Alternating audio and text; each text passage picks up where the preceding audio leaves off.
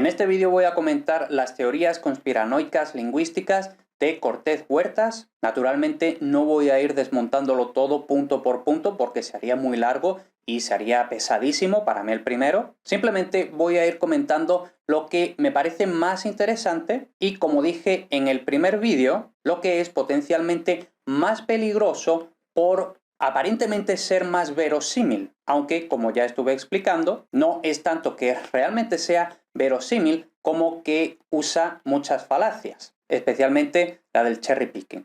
Por supuesto, tienes que haberte visto ese vídeo porque ahí comento de forma más general los problemas de estas hipótesis. Ahora, en este vídeo, voy a comentar más específicamente algunas cositas. Bien, el libro de Cortés se divide en 7 capítulos, a lo largo de los cuales él supuestamente demuestra que las lenguas romances, incluido el español, no proceden del latín, sino de lo que él llama italiano antiguo. Y ojo, no confundir, porque hay gente que no ha entrado a leerse el libro o a estudiar un poco sobre el tema, y entonces hay gente que dice, bueno, pues Cortés al final lo que dice es que no desciende del latín, sino del italiano antiguo. A lo mejor lo que él llama italiano antiguo es lo que los filólogos llamáis latín vulgar. Entonces, cuidado con eso porque no es lo mismo. De hecho, estas hipótesis de esta gente dice claramente que no hay latín vulgar, sino que hay dos cosas totalmente diferentes. Una es el latín, es decir, el latín clásico de Cicerón, Virgilio, Julio César, etc. Y luego otra cosa totalmente aparte que no tiene relación con el latín es el italiano antiguo, es decir, no es latín clásico y latín vulgar, un sistema más o menos de diglosia, que es lo que realmente ocurría en Roma, en el Imperio, un latín clásico, que era el latín de la literatura, un latín mucho más cuidado, mucho más elaborado, y luego el latín vulgar, que era el latín cotidiano del día a día y que es del que proceden las lenguas romances, lógicamente. Entonces, no es una mera cuestión de terminología de decir, bueno, lo que Cortés llama italiano antiguo es latín vulgar. No, no va de eso la cosa. Para Cortés, este italiano antiguo es una cosa totalmente aparte del latín. Entonces, como digo, Cortés divide su libro en 7 capítulos. Resumidamente, son los siguientes. 1. El latín murió en el siglo I a.C.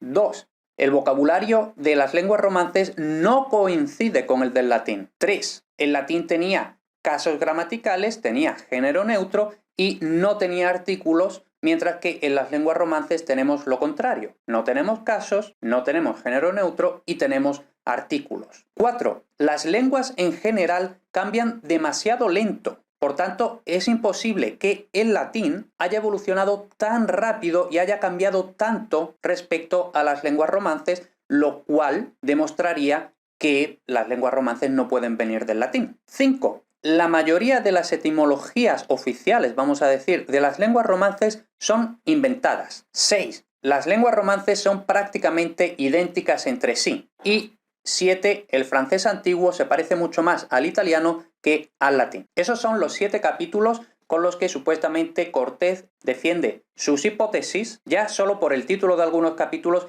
vemos lo absurdo del planteamiento, del razonamiento de Cortés. No puedo ponerme a entrar en absolutamente todo, pero bueno, me dejo ya de preámbulos y vamos al lío. Eso sí, en mi blog del castellano.com tengo por escrito un artículo en el que se basa este vídeo y ahí desarrollo un poquito más las cosas que expongo en este vídeo y a su vez este vídeo desarrolla algunas cosas que no están tan desarrolladas en el artículo. Es decir, que realmente el vídeo complementa al artículo y viceversa. Pero bueno, empezamos. Punto número 1. El latín murió en el siglo I a.C. Y a mí me gusta especialmente que Cortés empiece con esto y concretamente con la evidencia, con la prueba que él aporta. ¿Por qué? Porque precisamente es prácticamente una declaración de intenciones de su metodología del cherry picking, de pruebas incompletas, de pruebas directamente falsas, de malas interpretaciones, de interpretaciones malintencionadas. Entonces, ¿cómo empieza él defendiendo esta razón de que el latín murió ya en el siglo I a.C.? Aporta un verso del epitafio del poeta Nevio del siglo III a.C., con lo que por tanto ni siquiera entiendo muy bien por qué dice que murió en el siglo I a.C. y luego aporta una prueba del siglo III a.C. Pero bueno, eso lo dejamos de lado. Aquí tenemos el famoso verso que se traduce: se han olvidado en Roma de hablar la lengua latina. Entonces, según este único verso, parece bastante claro que Nevio lo que quiere decir es que ya en su época, que por cierto es el siglo III a.C., los romanos ya no hablan la lengua latina, ya no hablan latín. Se han olvidado en Roma de hablar la lengua latina. Pero claro, aquí realmente a quien se le ha olvidado algo es a Cortés. Concretamente, se le ha olvidado incluir los 3 versos previos, que traduciríamos así: si los inmortales pudieran llorar a los mortales, las divinas camenas llorarían al poeta Nevio. Y es que después de que fue entregado al tesoro del orco, se han olvidado en Roma de hablar la lengua latina. Y por supuesto, aquí hay bastantes referencias literarias, más bien culturales, mitológicas. Entonces, una traducción un poquito más simple: las musas llorarían a Nevio si los dioses lloraran por los mortales. Cuando Nevio murió, ya no quedó nadie en Roma que hablara latín como él. Total, que a partir de un único verso, Cortés se monta una enorme película. Vemos que la interpretación suya es totalmente absurda, y es que cualquiera que tenga un mínimo de comprensión lectora, y cualquiera que haya estudiado un poquito de literatura, que sepa un poco del mundo, sabe que a menudo los artistas, los literatos, son grandes ególatras, y básicamente eso es lo que está haciendo Nevio en su propio epitafio: echarse flores. Pero ya está, no hay más interpretaciones. No quiere decir que el latín haya desaparecido. Y es que en cualquier caso, si así hubiera sido, si esa hubiera sido la interpretación correcta de este único verso, en todo caso, la teoría debería ser que el latín desapareció o dejó de usarse de forma nativa en el siglo III a.C., que es cuando Nevio escribe esto, no en el siglo I.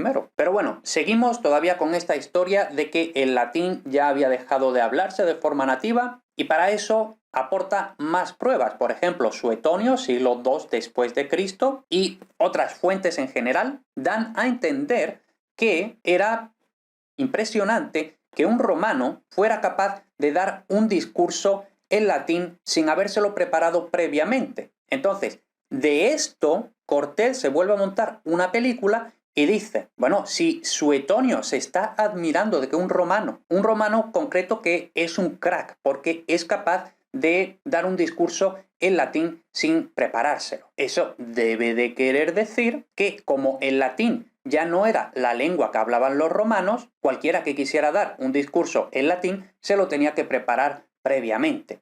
Lógicamente, ese razonamiento es bastante absurdo. Cualquier persona que quiera dar un discurso serio que no sea improvisado se lo va a preparar de antemano. Sin ir más lejos, yo este vídeo lógicamente no lo estoy improvisando, me lo he tenido que preparar, y bastante, de antemano. Lo estoy diciendo en español, y el español es mi lengua nativa. ¿Eso quiere decir que el español no es mi lengua nativa, que yo no hablo español? No, vemos que el argumento es absolutamente absurdo. Luego también, tirando de fuentes, empieza Cortés a hacerse sus películas de que los romanos cultos tenían que aprender griego, ¿no? Porque el griego, lógicamente, no era la lengua nativa de los romanos. Hasta ahí todos de acuerdo. Pero luego dice: ojo, pero es que los romanos cultos, además de tener que estudiar griego, tenían que estudiar latín. Eso debe de querer decir que para los romanos de la época el latín era igualmente extraño como el griego.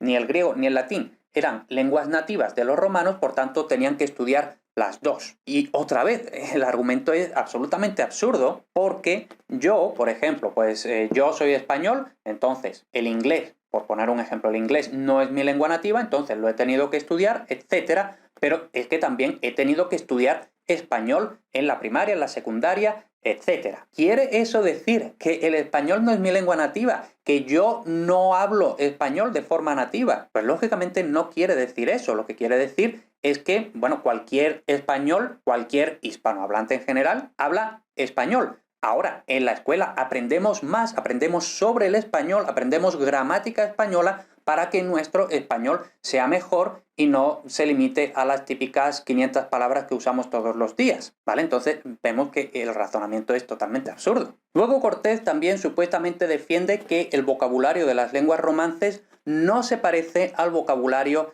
del latín. Y aquí Cortés, por supuesto, hace muchísimo cherry picking, da unas cuantas tablas en las que va a estar haciendo comparaciones. Lógicamente no vamos a ver todas las tablas, pero sí vamos a ver y comentar algunas de ellas. En un primer momento da una tabla como esta, en la que vemos 3 columnas. La primera, la columna de la palabra en latín, luego en francés, luego en español. Y él dice, lógicamente, estas palabras se parecen mucho, pero no porque las palabras francesas y españolas procedan patrimonialmente del latín. Por supuesto, Cortés no tiene ni idea de qué significa esto de patrimonial, eso lo añado yo. Pero que no ha evolucionado desde el latín hasta el francés y el español, sino que se trata de préstamos que el francés y el español han tomado del latín directamente. Igual que se toman hoy en día los préstamos del inglés, pues directamente estos préstamos se tomaron del latín, básicamente lo que se conoce como cultismo, concepto con el cual Cortés tampoco parece estar familiarizado. Entonces, él básicamente dice, las palabras francesas, españolas, etcétera, las palabras romances que sí se parecen a las latinas, que por supuesto Cortés dice,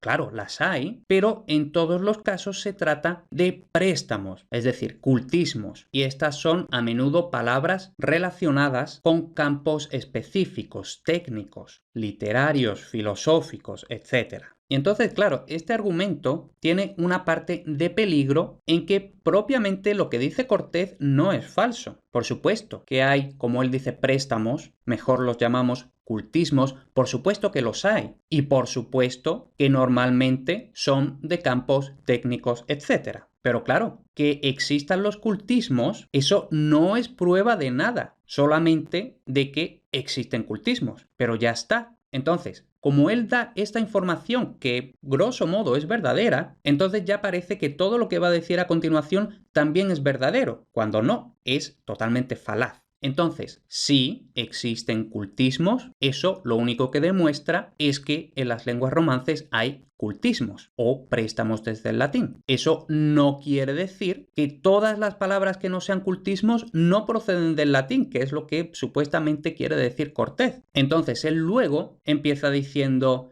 las palabras que no son cultismos y que también se parecen entre las lenguas romances y el latín, como palabras súper básicas como las partes del cuerpo. Estas son palabras del día a día que en principio no van a ser cultismos. Entonces, Cortés dice, sí, es verdad que, por ejemplo, el latín nasus es el italiano naso, francés ne, español nariz, etc., ¿no? Entonces vemos aquí esta lista con las correspondencias. Entonces, ¿cómo justifica esto Cortés? Dice, esto no demuestra que las palabras romances procedan de las palabras latinas, sino que lo que demuestra, y para ello añade una columna con el alemán y una palabra con el ruso, a veces el hindi, a veces el griego, es decir, todas lenguas indoeuropeas. Entonces él dice, la similitud entre el latín y las lenguas romances es porque todas estas palabras son de procedencia indoeuropea. Entonces el alemán nase, el ruso nos, como también son lenguas indoeuropeas,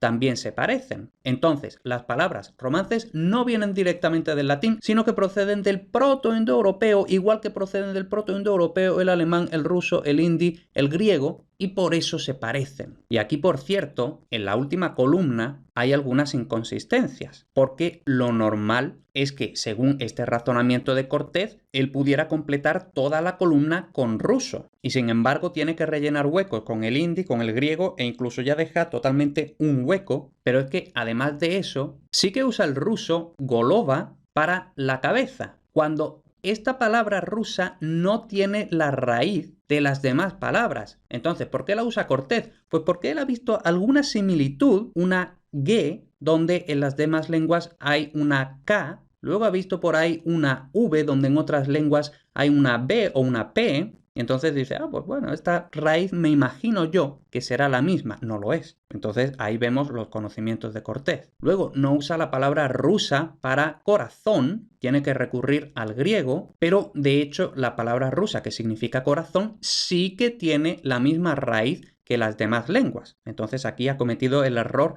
a la inversa. Y luego, en el caso de pelo, él usa volosi y otra vez él dice, bueno, pues esta parece otra vez que sí, que se parece, ¿no? Porque tenemos ahí una P en las demás lenguas, esto pues más o menos se parece a la V rusa, luego tenemos una L en todas las lenguas, total, que venga, vamos a decir que es la misma raíz, que por supuesto no es. Entonces aquí vemos primero el desconocimiento de Cortés y además, y más importante, su falta de seriedad, su sistema totalmente arbitrario y que no se molesta en documentarse. Entonces, en la tabla anterior teníamos los préstamos del latín, eso es lo que justifica que haya palabras que efectivamente se parezcan entre el latín y las lenguas romances, luego palabras que se parecen entre el latín y las lenguas romances, pero porque son indoeuropeas, que bueno, al menos Cortés conoce el indoeuropeo, venga, eso se lo vamos a conceder, y luego ya empieza con las pruebas definitivas, es decir, ahora empieza a dar una serie de tablas en las que, como vemos, da francés, italiano, español, rumano y luego da el equivalente en latín y el razonamiento suyo es: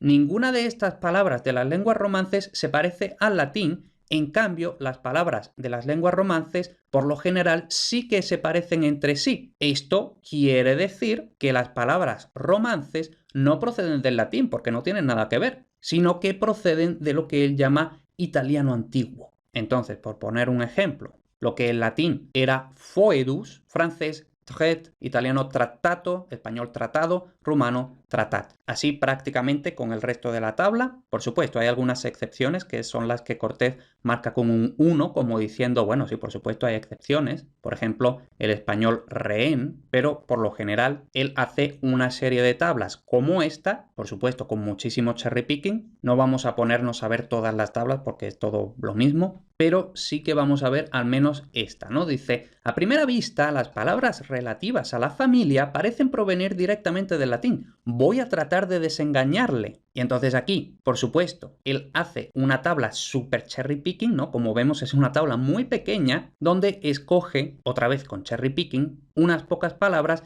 que no se parecen, que no tienen relación entre el latín y las lenguas romances, ¿no? Por ejemplo, infans, bebé, bambino, etc. Pero claro, esta tabla es súper falaz. Primero, porque tenemos uxor, que por supuesto es la palabra propiamente del latín clásico, uxor para la esposa. Y entonces Cortés dice, bueno, es que esto viene de un italiano antiguo, reconstruido por supuesto, porque no hay ningún rastro de este supuesto italiano antiguo. Dice, esto procede del italiano antiguo sposa. Ahora, ¿cómo él reconstruye el italiano antiguo? De forma totalmente aleatoria, básicamente. Total, que dice, esto viene del italiano antiguo sposa, que es lo que da el francés époux, italiano sposa, español esposa y el romano no. Claro, por supuesto, a Cortés no se le ha podido ocurrir que todas estas palabras para esposa proceden realmente del latín sponsa. Luego, otro caso, me salto el de madre, que ahora lo veremos. Otro caso que es muy interesante es el de la palabra tío. Vemos lógicamente que el español tío y el italiano zio, y lo mismo con tía,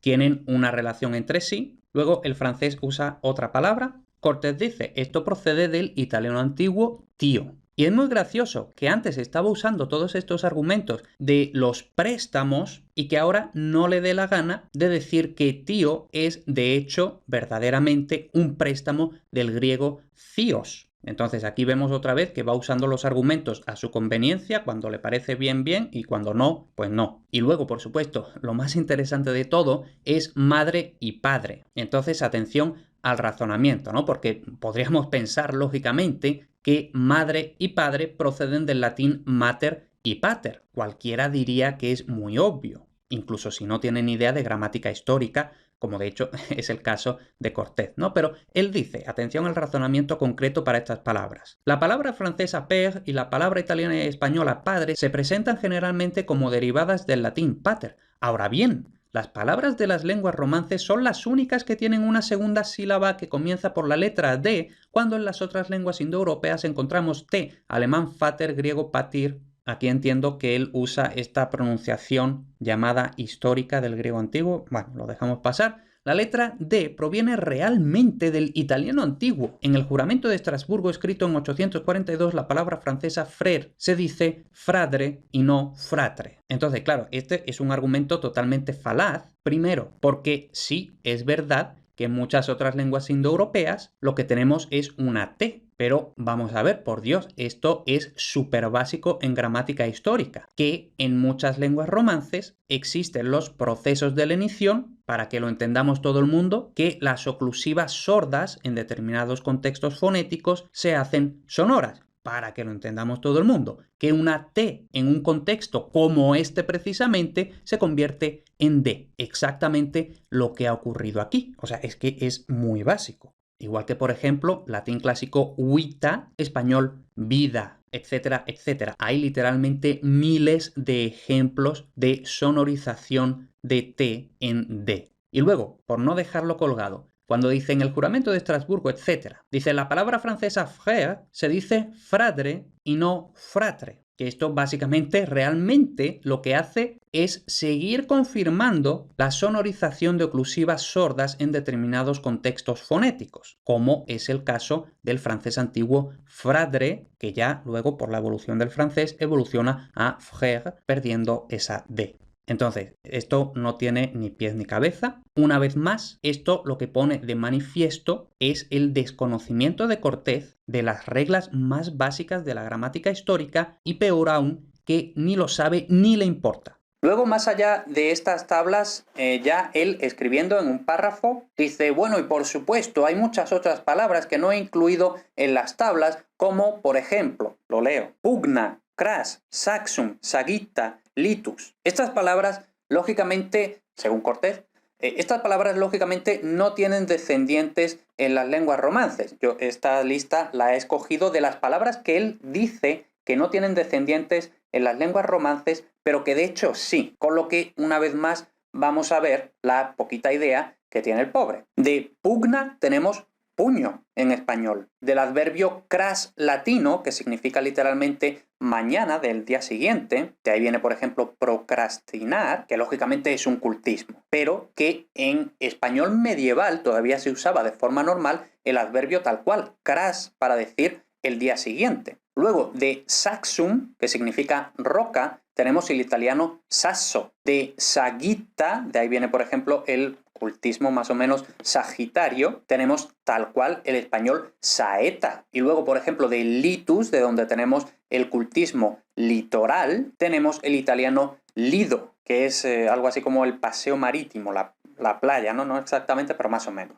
Entonces, una vez más, vemos que Cortés es que no le interesa, no le importa decir la verdad, no le importa la veracidad de sus datos, no se interesa en documentarse, en asegurarse de que lo que está diciendo tiene algún sentido. Él no cree en la bibliografía, no cree en la documentación. Él simplemente las cosas que tiene por ahí volando en su cabecita las va escribiendo conforme se le van ocurriendo. No se para a comprobar absolutamente nada. Y luego, por supuesto, porque también dice Cortés mucho, ¿no? Bueno, ¿cómo es posible que todas estas palabras latinas no hayan dado ningún resultado en las lenguas romances? Y efectivamente, hay muchas palabras latinas que no tienen resultados, no tienen descendientes en las lenguas romances. ¿Está eso justificando, confirmando que las lenguas romances no provienen del latín? No, simplemente está confirmando, reafirmando una tendencia natural en todas las lenguas del mundo de que, por supuesto, algunas palabras caen en desuso, son sustituidas por otras, pero es que eso no solo desde el latín hasta las lenguas romances, incluso dentro de la propia historia del español, dentro de la historia de cualquier lengua del mundo. Entonces aquí otra vez vemos la idea que tiene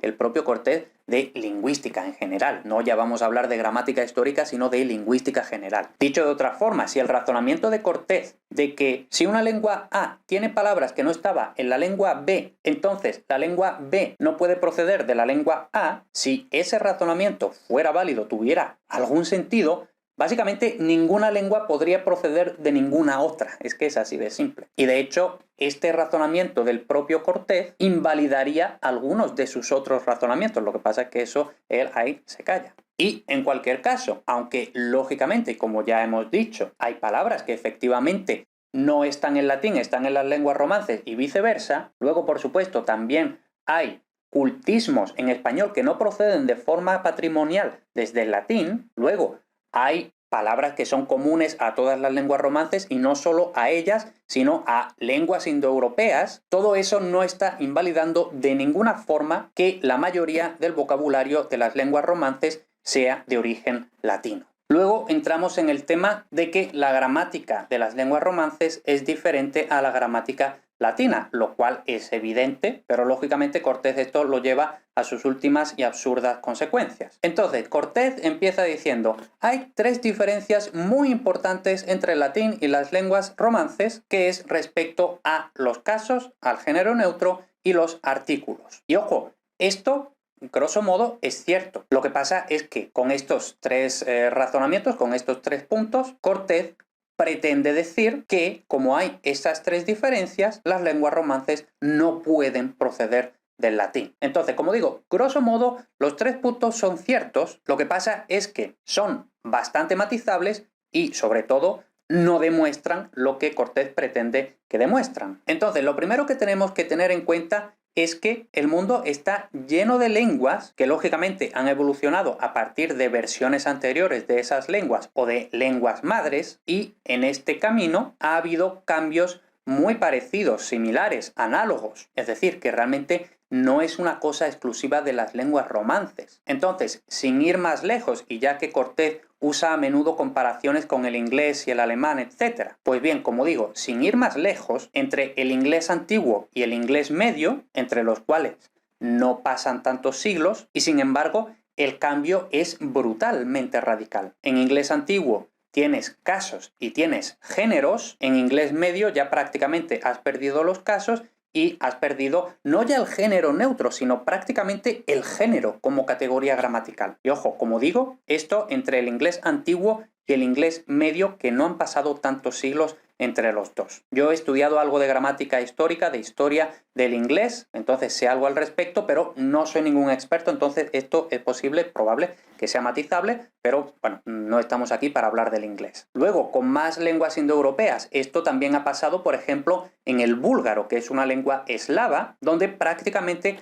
han ocurrido estas tres cosas: pérdida de casos, pérdida del género y creación de artículos. De hecho, por lo general, todavía las lenguas eslavas no tienen artículos, con la excepción del búlgaro. Y luego, yo tampoco sé persa, pero por lo visto en persa, desde el persa antiguo, también ha pasado básicamente lo mismo. Pero bueno, vamos a comentar un poquito cada uno de estos tres puntos de forma más específica. El tema de los casos. Efectivamente, en latín había 6 casos, en español, las lenguas romances en general, no hay casos, lo cual es bastante matizable, primero porque todavía hay casos en los pronombres. Entonces, por eso decimos yo, me, mi, etcétera, etcétera, ¿no? Eso desciende del sistema de casos de los pronombres en latín. Pero bueno, dejando de lado eso, todavía en francés, que es la lengua de Cortés, de hecho, todavía en el siglo XIII, es decir, que no estamos hablando del siglo V, estamos hablando del siglo XIII, todavía se conserva un sistema bicasual, es decir, de dos casos: el caso llamado recto para el sujeto y el caso llamado oblicuo para los complementos. Y bueno, ahora me estaréis diciendo, bueno, pero es que estás hablando del siglo XIII, no sé qué. Bueno, pues todavía en rumano existen también dos casos. Otra vez, yo no sé rumano, entonces no puedo entrar en detalles. Probablemente la cuestión de los dos casos del rumano se podría explicar y matizar mejor, pero en cualquier caso, estos dos casos que todavía existen en rumano son descendientes de los casos latinos. Luego, la cuestión del género neutro. Es cierto que por lo general en las lenguas romances no existe el género neutro, porque los neutros latinos convergen con los masculinos latinos, y entonces por eso, si los neutros se meten en los masculinos, pues ya solo nos quedan dos géneros gramaticales: el masculino, que incluye los masculinos latinos y los neutros latinos, y el femenino. Ahora bien, sí que existe todavía el neutro en algunas lenguas romances. Sin ir más lejos, en español todavía hay restos del género neutro. Por ejemplo, en esto, eso, aquello, que ojo, no es masculino, porque el masculino sería este, ese, aquel. Entonces, esto, eso, aquello, en el pronombre lo neutro, por ejemplo, lo bueno, que no es lo mismo que el bueno. Y luego, otra vez, yo no sé asturiano, pero hasta donde sé, en asturiano el género neutro es una cosa bastante más viva. Es decir, que nuevamente estas pretensiones de Cortés se vienen abajo. Y por último, la cuestión de los artículos, que es bastante interesante, por cierto. En protoindoeuropeo en sí mismo no había artículos, sino que el artículo es un tipo de palabras que luego cada una de las lenguas hijas va creando de forma independiente, y normalmente el artículo es creado. Bueno, sabemos que existen dos tipos de artículos: el definido, el la, los, las, y el indefinido, un, una, unos, unas, ¿no? Entonces, normalmente los definidos en las lenguas indoeuropeas en general, el artículo definido es creado a partir de pronombres demostrativos. Eso es, por ejemplo, lo que ocurrió en el griego. Entonces, si nos vamos a los textos griegos más antiguos, y no estoy hablando de tablillas micénicas, estoy hablando del propio Homero. En Homero vemos todavía un uso vacilante de los artículos porque en época de Homero es precisamente cuando se está desarrollando el uso de los pronombres demostrativos como artículo. Luego también en inglés no es casualidad que el artículo the se parezca tanto a that. Y luego ya he explicado en otra ocasión cómo se desarrollan los artículos definidos en las lenguas romances, concretamente en español, el la que procede de ille, illa. Entonces no me voy a poner aquí a explicarlo otra vez. Y luego, ya que habíamos mencionado las lenguas eslavas, que había dicho, en las lenguas eslavas actualmente no hay artículos, con la excepción del búlgaro. Es decir, las lenguas eslavas en general todavía no han desarrollado el artículo. Esto realmente es matizable, porque por ejemplo en polaco actualmente se está más o menos empezando a desarrollar el artículo definido y precisamente se está empezando a desarrollar a partir del pronombre demostrativo. Y luego los artículos indefinidos en las lenguas indoeuropeas en general, hasta donde yo sé, siempre se desarrollan desde el numeral, desde el número 1. Eso ha ocurrido en inglés, en las lenguas romances, en griego moderno, en griego antiguo todavía el indefinido no se había desarrollado, etcétera, etcétera, ¿vale? Entonces, pues otra vez,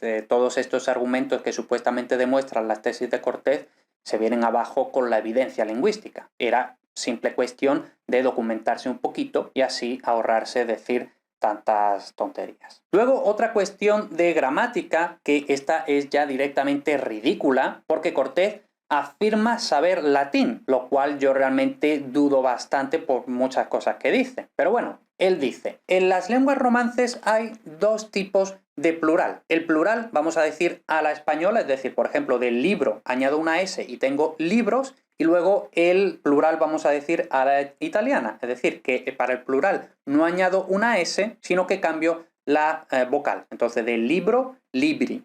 Entonces, ¿eso qué es cierto? Entonces, ¿cuándo dice Cortés la tontería? Ahora viene. Dice, eso que existe en las lenguas romances, dos tipos de plurales, eso no tiene antecedentes ninguno en latín. ¿Cómo es posible que esos dos plurales procedan del latín? Y claro, aquí es cuando yo me pregunto seriamente si Cortés tiene alguna idea de latín, porque basta con saberse la segunda declinación para ver que el plural español es el acusativo plural y que el plural, vamos a decir a la italiana, es el nominativo plural. Luego, yo no soy especialista en gramática histórica del italiano, me consta que la cuestión del plural en italiano es bastante debatida, entonces tampoco me puedo meter ahí. Pero básicamente, esto que Cortés dice, eso es inexplicable, pues tiene una explicación bastante simple. Otra cuestión gramatical, Cortés dice, el futuro latino del tipo amabo no tiene descendientes en las lenguas romances. ¿Cómo se explica eso? Y efectivamente, es verdad, el futuro latino de tipo amabo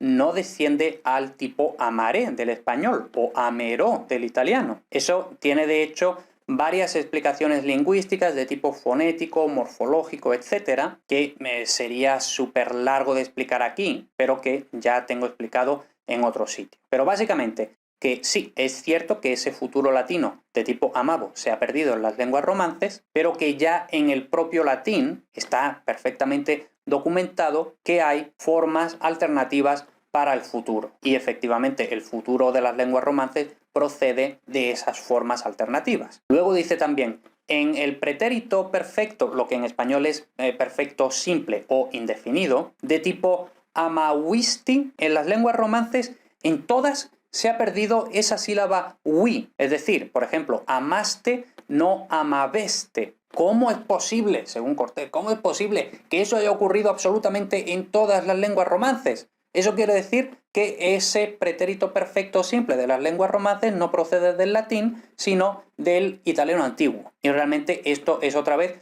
una muestra de ignorancia de Cortés, de saber poco o ningún latín y de haber leído menos latín todavía. ¿Por qué? Porque esto se trata de las formas sincopadas del pretérito perfecto, que eran formas no ya del latín vulgar ni siquiera, sino que en el propio latín clásico de Cicerón, de Julio César, se encuentran con bastante frecuencia. Y tanto es así que incluso está recogido que ya en la época de Augusto, las formas como amavisti en lugar de amasti sonaban a cosa de viejos, sonaba ya a latín así como antiquillo. Entonces, pues ese razonamiento de Cortés, lo siento, pero tampoco vale. Y ya el último argumento de tipo gramatical que voy a comentar es que Cortés dice: el orden de palabras del latín es SOV, es decir, sujeto, objeto, verbo, mientras que en las lenguas romances tenemos el orden sujeto, verbo, objeto. ¿Cómo es posible, por Dios,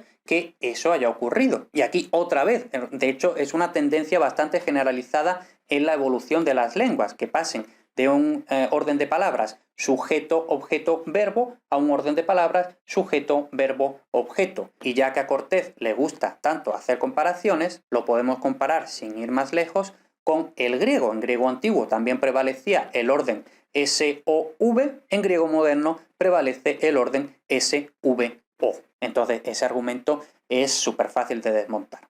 Luego Cortés también se queja de que las etimologías oficiales de las lenguas romances son básicamente inventadas, al menos la mayoría, y además que tiene la poca vergüenza de decirlo básicamente así. No dice que son discutibles, que hay mucha hipótesis, mucha conjetura, que lógicamente la hay, porque no siempre se sabe la etimología, se puede conjeturar, pero es que él básicamente dice que la mayoría son inventadas. Y por supuesto, luego él propone sus propias etimologías que no tienen ni pies ni cabeza. Y uno de los ejemplos que él pone es, por ejemplo, trabajo, que procede de tripaliu, que era un aparato de tortura consistente en 3 palos, por eso tripaliu. Entonces él dice, bueno, pero ¿eso cómo va a ser? ¿Eso a quién se le ocurre esa etimología de la que no hay evidencia, como si él se hubiera puesto a buscarla realmente, ¿no? Que no se sostiene ni la evolución fonética ni la evolución semántica de significado.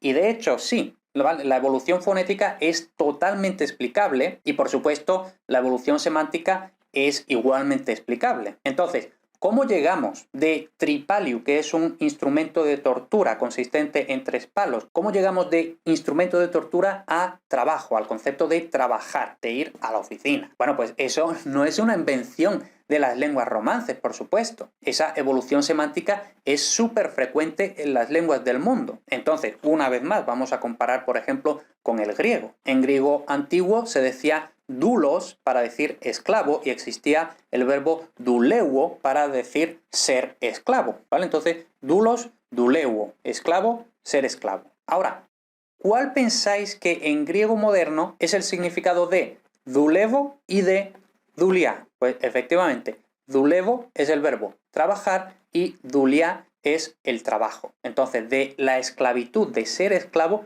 llegamos al trabajo, ¿no? Esclavitud, tortura, esfuerzo, penalidades, ¿no? Vemos que la evolución semántica es bastante normal. Y además de todo esto, es precisamente en francés antiguo, al menos hasta donde yo he podido investigar, donde está la documentación más antigua de este tripaliu, y también todavía en francés antiguo se usa la forma evolucionada de tripaliu en francés antiguo para referirse a la tortura, al dolor, por ejemplo, al esfuerzo tan grande del parto, etcétera, etcétera. Luego, otra cosa que él también dice es el español usted, ¿no? De tú, usted. El español usted, la etimología oficial es que viene de vuestra merced. Bueno, eso es absolutamente absurdo. Y sin embargo, no. Hay documentadas a lo largo de la historia del español muchas formas intermedias entre vuestra merced y usted. Formas intermedias, formas alternativas, entre todas las cuales finalmente acaba prevaleciendo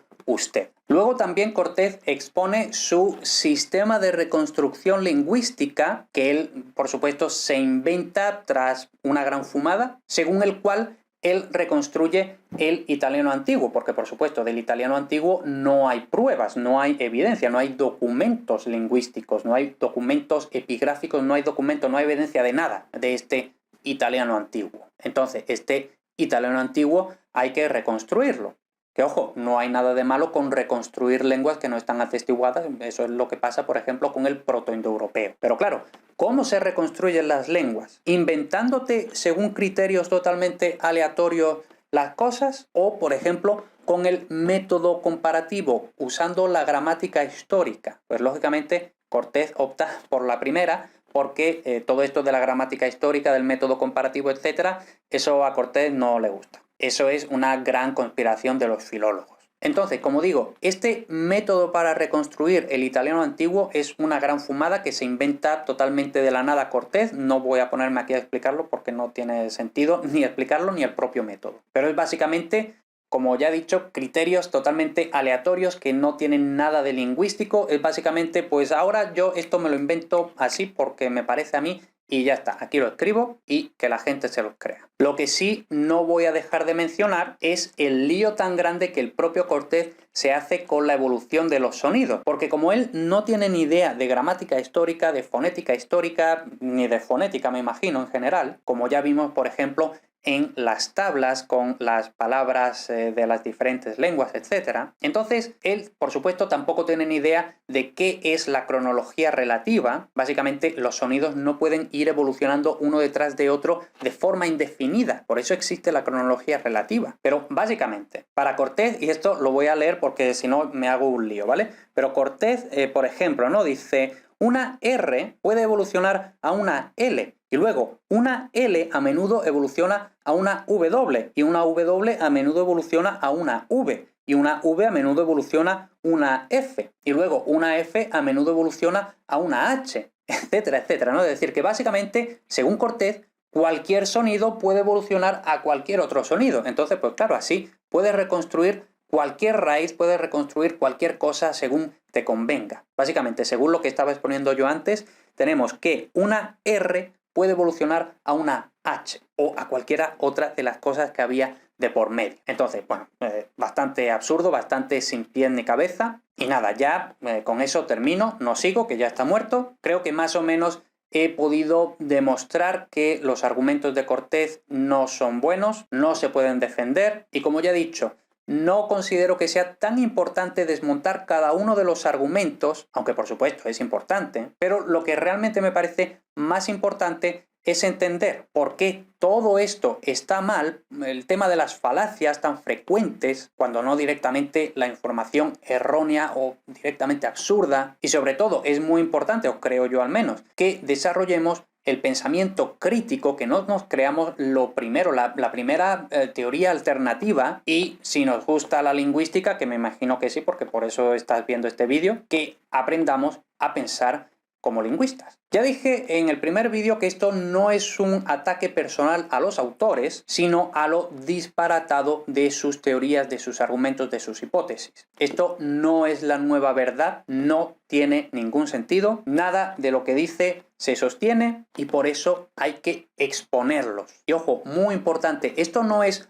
otro punto de vista, sino pura desinformación, que es mucho peor que el simple desconocimiento, porque el desconocimiento siempre hay tiempo de llenarlo con conocimiento, mientras que la desinformación se expande como un virus y luego se hace muy difícil controlarlo, no digamos ya luego revertirlo, convertir ese mal que se ha hecho en bien. Y aquí ya sé incluso que habrá gente que empezará hablando de censura, de que hay que dejar que la gente piense lo que quiera, pero no. Cosas como estas objetivamente o son o no son. En esto no caben las opiniones. Esto al fin y al cabo es ciencia. No es ciencia de cuentas matemáticas y probetas, pero es ciencia lingüística. Entonces las cosas objetivamente son o no son, no es cuestión de opiniones. Y menos aún la opinión de desinformados que desinforman a los demás, sino que es cuestión que hay que dejar